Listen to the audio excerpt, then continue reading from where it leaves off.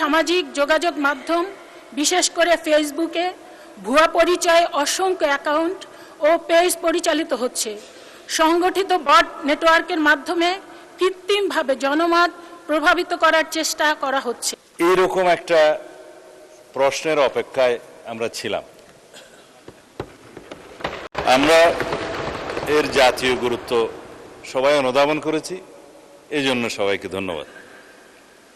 কিছুদিন যাবৎ আমরা সবাই লক্ষ্য করছি বাংলাদেশের সরকারের প্রধান, তার স্ত্রী, তার কন্যা, আমারও আছে, আমারও স্ত্রী পুত্র কন্যাকে দিয়েছে, অনেকেরই গুরুত্বপূর্ণ রাজনৈতিক ব্যক্তিত্ব এবং সমাজের গুরুত্বপূর্ণ ব্যক্তি তাদের পরিবারের সদস্যদের নিয়ে অথবা রাজনৈতিকভাবে প্রতিপক্ষ বিবেচনায় যে সমস্ত কন্টেন্ট সামাজিক যোগাযোগ মাধ্যমে ভার্চুয়াল মিডিয়ায় প্রকাশিত হচ্ছে স্বাধীনতার নামে এবং মত প্রকাশের স্বাধীনতার নামে, সেটা আসলেই মত প্রকাশের স্বাধীনতা কিনা সেটা পুনরায় সংজ্ঞায়িত করা দরকার। আমরা সেজন্য এই সামাজিক যোগাযোগ মাধ্যম বা যেটাতে আইনি ভাষায় আমরা বলছি cyber space, which includes everything, social communication media, virtual media সহ সব কিছু ইনক্লুড করা হবে এবং এই সংজ্ঞাগুলো নতুনভাবে সংজ্ঞায়িত হচ্ছে। এবং আজকে সকালেই এই বিষয়ে আমি একটা আইনি সংস্কার করার জন্য ড্রাফটে হাত দিয়েছি।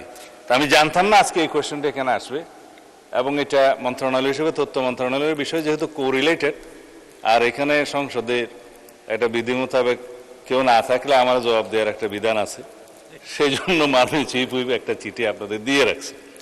ওই হিসাবে বলছি, উদ্দেশ্য ও কারণ সম্বলিত প্যারার মধ্যে আমরা যেটা ড্রাফট করার চিন্তা করছি খসড়া, তার মধ্যে আমি শুধু কয়েকটা লাইন পড়ি।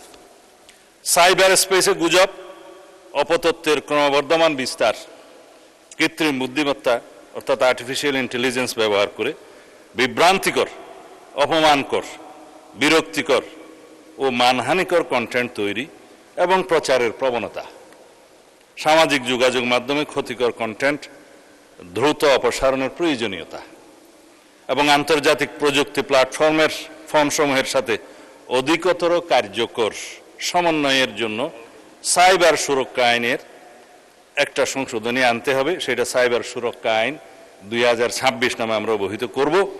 এর কতিপয় বিধান সংশোধন আমরা করব। তার মধ্যে এই যে গুজব, অপতথ্য, মানহানি, এরগুলো নতুন করে সংজ্ঞায়িত করা হবে।